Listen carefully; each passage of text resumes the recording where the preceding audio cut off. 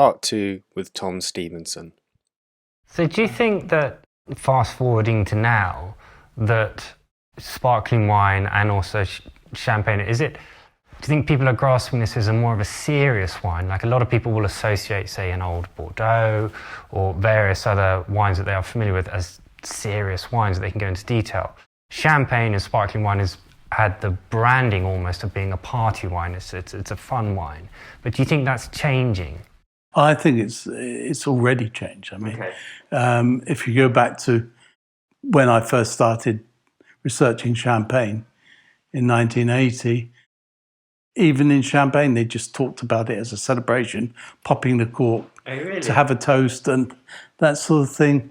And I thought, this is ridiculous, because this is the most versatile wine at the table. People ask me, what can I serve with whatever it happens to be? And I said, look, if you're unsure what to serve with it, you serve champagne and it will go with it. And sometimes it will go with it exceedingly well. It's just so good. The effervescence, cuts through different, the balance is, and you had a lot of people that just that were serious wine drinkers, and even those collectors that collected the bling of champagne, if you like, the Cristal, the Dom Perignon. Branding of it, yeah. Even those people, they had a bit of an attitude of, well, we'll just pop this, have a glass of this, then we'll move on to the serious stuff, the white Burgundies, the red Bordeauxs, and all the rest of it. Now, champagne and other sparkling wines have got a seat at the table. That's where it should be. It deserves to be at the table. And it's not just champagne, it's all sparkling wines. And other sparkling wines than champagne had a bad reputation, because up until 15, 20 years ago, most other sparkling wines were really pretty dire. But now they are so good all around the world, because it's this, I described it earlier, it's this sort of man-made, most technical of wines. So wherever you are around the world, you can, with technology, get a certain level of, you need the climate, more than soil, you need the climate. So if you've got the climate and the soil, you can make great sparkling wine. But even if you don't have the climate and the soil, if you've got the technology now, you can make good sparkling wine. Not fantastic, but you can make good sparkling wine. So that's, as you say, it's not just down to the terroir, it's also having the ability as the winemaker to make the use of the technological advances. Well, they have to, yeah. Yeah, okay. Tom, you've written a number of books, and I need to point out that they're also on different types of wine. It's not just fizz, hence being known as Mr. Fizz. But a particular baby of yours is the Champagne and Sparkling Wine World Championships, which very good to be here today, which you started, is it 9 years ago, I believe? 2014, yeah. What led you to wanting to start this event? Well, before that, for 9 years, I was in charge of the champagne panel at Decanter's World Wine Awards. And sparkling wines were getting judged elsewhere with the different nationalities, which I thought the people that were judging those wines weren't really equipped to judge a sparkling wine, because they don't taste it often enough to be particularly competent in tasting it. So, and even on my champagne panel, I had to fight hard to get specialists like SCSC Avalon and the late Tony Jordan. I could get Tony some years, but not other years, because he was also wanted on the Australian panel. And I just thought, wouldn't it be really a good idea to get just specialists to taste champagne and sparkling wine. Most competitions just have it as sort of as an offshoot. They don't, they don't concentrate on it. Just to have champagne and sparkling wine, get the best tasters in champagne and sparkling wine, just concentrate on that and have a limited number of judges, because the trouble with the larger competitions, the larger it gets, the more judges they bring in. Some of these competitions have hundreds of judges. It's very complex, unnecessarily so, I would have thought. Well, not so, because they want to do it all in 2 or 3 days or something. Yeah. So we're here for 2 weeks because the same judges taste every single champagne and sparkling wine that gets a medal. So we not only have the specialist tasters, exactly the same specialist tasters give a medal for Japan as for champagne, as all of them. And that's one important. And we did other things, as we've gone on, we've done other things to do what we think is very important to get the competition right. And if you're just the one person that starts up a competition like this, you're more able to change the rules on the fly, because I'm not answering to some big organization. I'm doing this competition, and if somebody makes a suggestion, I say, that's a good idea, we do that. And we can just change like that if it's for the best. And we've done lots of things. One of the first things I introduced was as soon as all the wines come, those in clear bottles get covered, because light strike is more of a problem for faults than corked wines, TCA, now. And anyone who uses a clear glass bottle really shouldn't be using a clear glass bottle. But if we're to judge them, then the moment we get them, we have to treat them properly so they're all covered in black plastic, and then until the moment, it's poured and then we get them. They never see daylight. So that's one thing, because and that's really drastically reduced the number of light strike wines that we get. We still get them, because in the wineries, some people are less strict in how they do it. They don't understand, maybe, that there's a problem with light affecting quality of a wine. And the other thing was, I think the other big difference with our competition is we have somebody who sits in another room, and every wine that doesn't get a medal, she puts that one side, she takes another bottle and opens that, and then she matches them to see if there's any difference. Because if it's got a fault, if the first bottle's got a fault, we call for another bottle. That's fine. But some faults are almost invisible, but they've done things like you can have a very low amount of TCA, which scalps the fruit. Now, if you're not picking up the TCA, you're tasting a wine that's thin, has no fruit. So that can get marked down without actually seeing a fault. But if you've got somebody who can see the bottles and just brings out another one, and then if they find this one is much different, this bottle here has a fault, we had 2 of them re-entered into the competition just today. Some years we might, over 1,000 odd wines, we might only have 6 bottles over the entire time re-entered into the competition. But it always gives me some sort of reassurance that we're giving everybody the chance for their wines to shine. Yeah, as you say, it's it should be creating an even playing field. Tom, I was wondering, the awards ceremony has been going on for a number of years now. You've had contact with many big characters in wine, tried all of these different champagnes and wines on a whole. Do you have any, is there a particular moment that really stands out to you from the last 20 or so years of doing all this? I realise that's quite a big question with all of the wines and everything. Is there a moment you thought, God, this wine has grasped me, or something that when all the judges were able to comment on? Oh, so you're talking about 9 years of competition, not 20? Any period you would like to mention?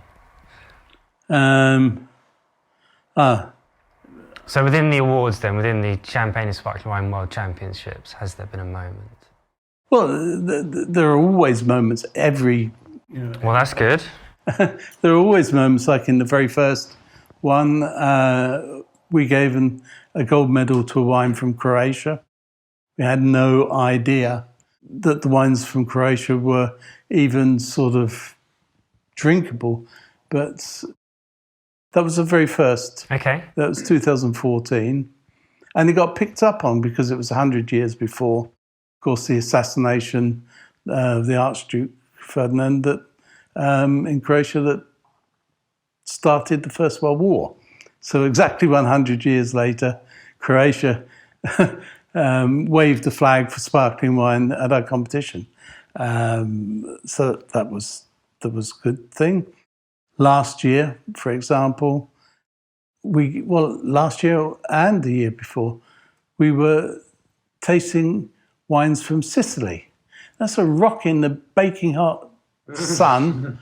And if anyone asked me, where shouldn't you make sparkling wine, I would have said, oh, Sicily.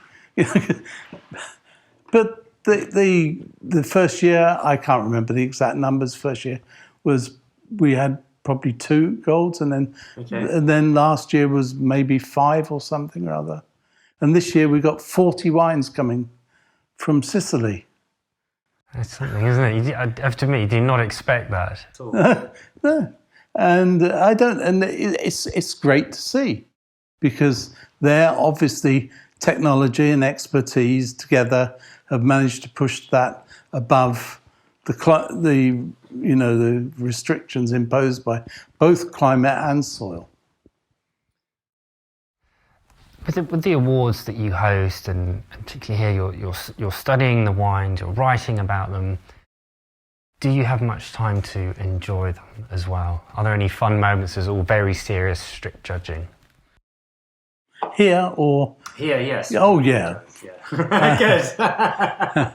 Well, I hope you'll see one of them tonight when we have a barbecue. We have a Michelin star chef, former Michelin star chef Roger Jones of Little Bedouin. He had a restaurant there that was an amazing place to eat. A lot of people that used to be his regular customers were very sorry that he closed down. He's been our ambassador, particularly for South Africa and Australia and New Zealand, sort of trying to encourage entries from there. And this year as we did the year before last, we're in our own venue rather than at a hotel. And so we have the benefit of Michelin-starred cooking from breakfast, lunch and dinner.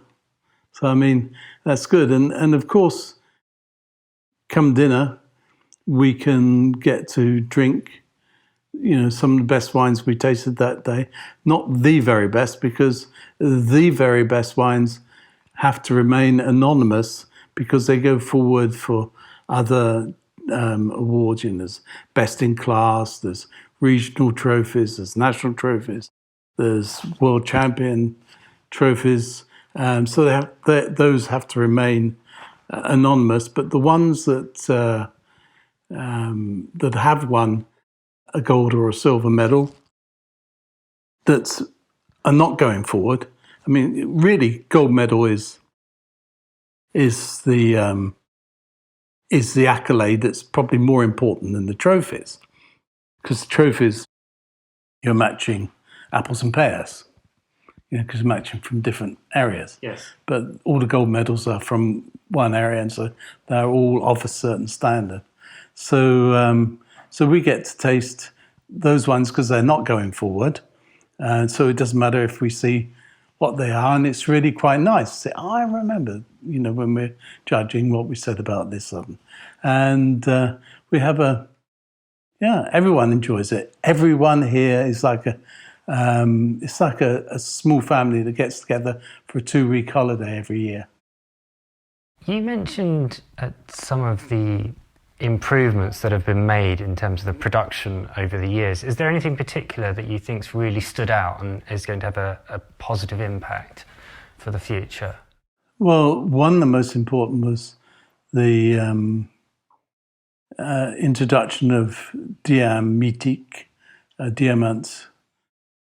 corks, where they applied a supercritical CO2 process to get every last molecule of TCA out of cork. So you will not get, and that is one of the most important things. And the other one is perhaps us sort of talking back to, as I mentioned before, about the light strike, goût de lumière, is to, just to tell people how to look after the wine.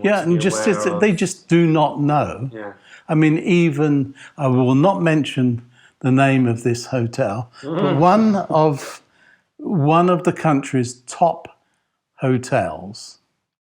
I had a couple of nights off down at this hotel with my wife, and we stayed there, and they had all of their best wines in these Eurocarve type things, but the Eurocarves were lit up with LED, almost a blue color, which is really the worst color.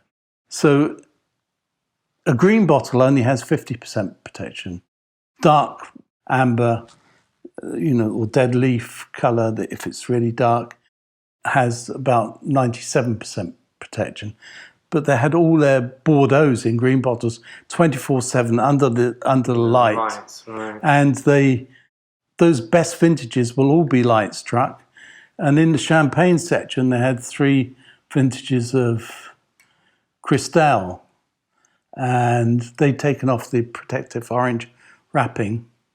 I sent a photograph of that to Jean-Baptiste Lecaillon at Rodera, and said, look, it doesn't matter how much you guys protect your wines, once it's out there, the end user, you can't predict what to. Yeah. I said, and this is a display that's lit 24/7 in an establishment that's one of the greatest hotels in this country, that has a wine director, head sommelier, and several assistant sommeliers.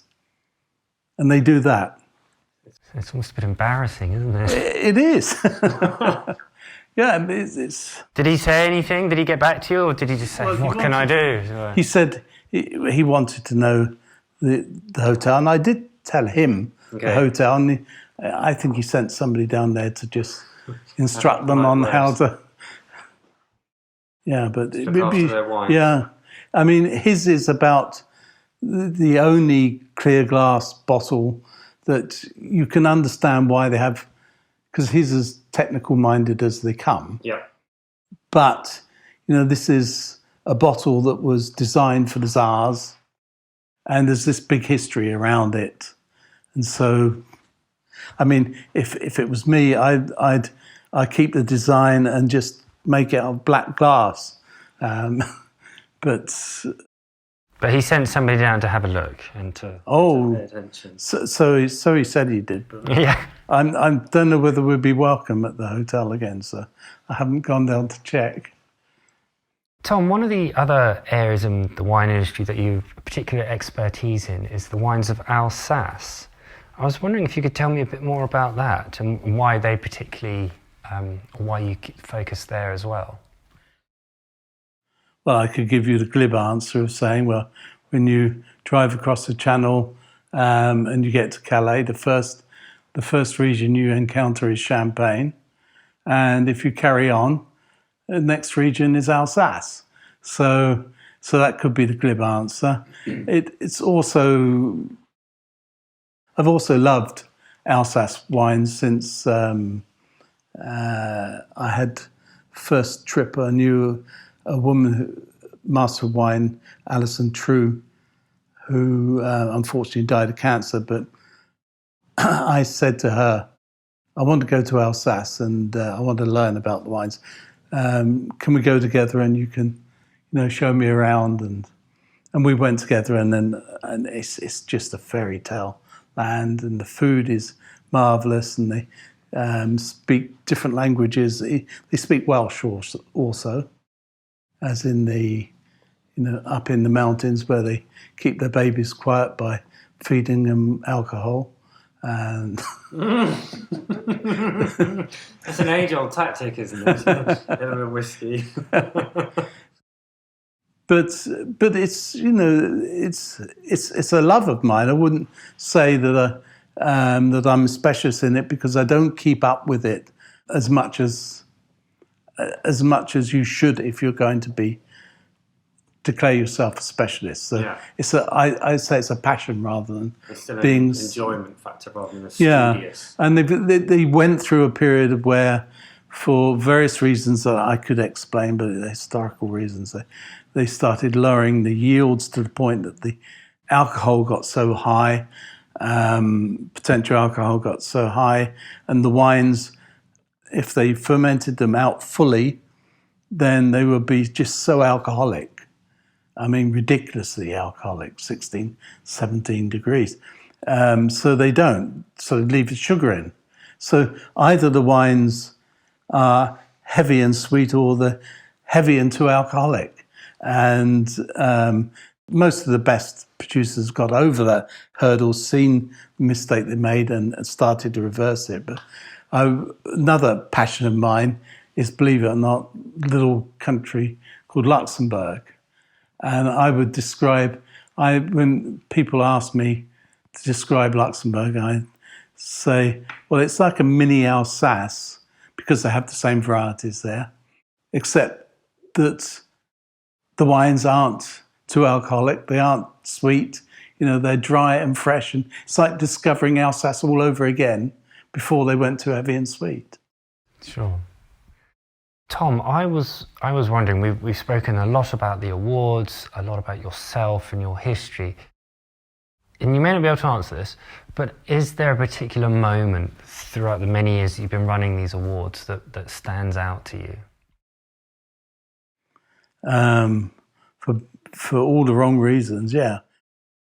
It's when Tony Jordan, who was a bit of a mentor to us on the technical side, died. Okay. I said, even when I was at Decanter chairing the panel, I was always fighting to get Tony on the panel. And the great thing about Tony was, he was hands-on. Tony Jordan and Brian Crozer were the two people who invented flying winemakers. So they invented it in Australia by hopping by plane to follow the harvest across Australia. But it's in the days when consultants got their hands dirty and did the work, rather than the consultants that now turn up with, a pinstripe suit and white shirt and just write a report and send you an invoice. He knew about winemaking, and he'd formed some of the first wine courses, academic wine courses in Australia. And his degree and his degree was part of the reason he died of cancer, because he picked it up from what was in the equipment when he was young, and it stayed in his lungs. But we would sit around and we would joke, because there are certain things that he'd have an attitude, that we all thought was funny. As we thought something was a bit oxidized, and Tony just, it's just ripe Pinot. But there are other times when we would genuinely have a question about what is that smell, Tony? Why is it there? Mm-hmm. You know, and he could tell you, because he taught. So we treated him as a mentor, and unfortunately he died he was one of the fittest, oldest guys I knew. Within just a matter of a few months, he went from being a fit person to a dead person. Sorry to downer. We look to the future now. Where do you see the world of champagne, of sparkling wine, if that's the right way of putting it? Where do you see it going? What do you see is coming? Hopefully not Pet Nat. That's the... Can you see anything else beyond not Pet Nat? Well, it's really the question of where wines are going to be. Where would you, maybe the better way of saying is, where would you like it to go? Do you think, I really wish the sparkling winemakers that are around now, say particularly in somewhere like England where they have a lot more flexibility to explore, I wish they'd try this? Well, actually, I think they're doing all the right things. Okay. For example, don't mean to keep harping on about light stripe, but as soon as we started saying about clear glass, bang, it was gone. You know, there's in a tasting of English sparkling wines, it's very rare. You still see a few. It's very rare to see a clear glass. In champagne, it's tons of it. Okay. Anywhere in Europe, in Italy, tons of it. It's all market men driven. So it goes back to the flexibility of a relatively new industry. Yeah. Winemaker. That can move on the fly. Yes. And they've got things that they can do in this country. There are certain areas that would be pretty good to be making sparkling wine, but it can be a little bit too breezy. Well, we've never had a clos here, so why not build some high walls around some of the, areas on coastal areas where there's the coastal winds that come. You can see them in certain vineyards when you walk around. I see they've got some of the windbreaks, haven't they? I think they have windbreaks, but you know how successful they are when you look at the trees and bushes and you see that they're actually at an angle. Okay. They grow at an angle because of the wind. Yeah. And that's what you can. So there are other areas, and there's talk about what we should call it. Well, we just call it English sparkling wine. Yeah. There's a few Welsh ones. I'd like to see a few more in Wales, because you only get the best wines coming when you've got more local competition, because you're going to make wine better. Yeah. Compete with somebody that's close to you. There aren't enough producers in Wales at the moment. We have some that are put in this country, but not that many. I think it'll be, even with climate change, a long time before we get any Scottish wines. I think so. It seems a little far off. It's still quite remarkable that we've got wines coming out of Norfolk, though. So even it's barren and very windy, but they seem to be pulling off. But I agree, Scotland might be a bit too much of a push. Tom, I was wondering, you mentioned a number of stories throughout your career today. Is there a particularly memorable moment that you can recall? It's a very big question, but if anything came to mind, I wonder whether it be the moment of sleeping in Madonna's bed. Can you tell me more?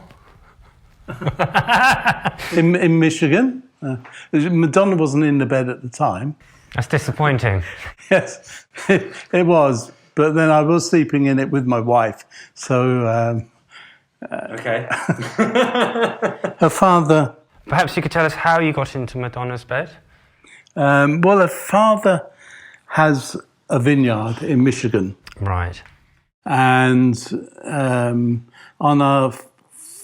my first visit there, he said, or come back and you can stop with us anytime. Just use it as a base. Go out and visit other ones like that. So I went back and took my wife, and he showed us our room. Said, "You can have this one. This is one Madonna uses when she comes home."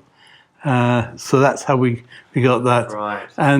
And he just had an open door policy. He said, "Come and go as you want." We came back one day and nobody was in the house, so we just sort of wandered around, having a nose as you do, and looking at the photos. And there was when she married Guy, what's his name?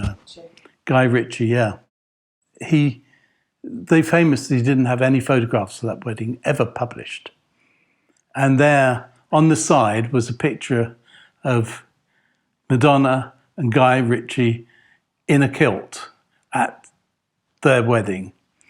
And I took a photograph of it, and I've always been rather chuffed at myself that I never phoned up anyone and tried to flog, because I could have got a lot of money for that photograph.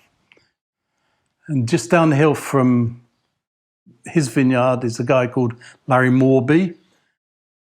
If you go in there, you see pictures of him levitating. Does that help the vines? I don't know, but he did have a certain magic touch. Everyone saw how Larry Morby sold, even when he wasn't making particularly good sparkling wine, it would just sell. It would just fly off the shelves. And so everybody else started making sparkling wine, and none of them could sell it. So they said to Larry one day, "Would you take our sparkling wines back? Buy them off of us, and you can relabel them and sell them." And he said, "Okay."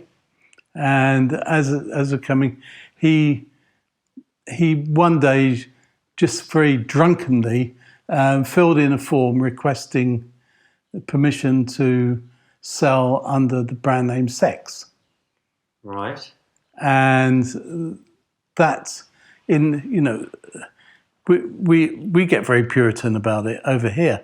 In America, it's even more. So Michigan's nearly in the Bible Belt, nearly. So he didn't really think. He just thought. And as these wines are coming in, a letter pops through the box, and he's been given permission to use the brand name Sex. So he took all of these wines, he opened them up, he put a little bit of red wine in each to make it rosé, sealed them up again, and relabeled them as Sex, and he just flew off the shelf.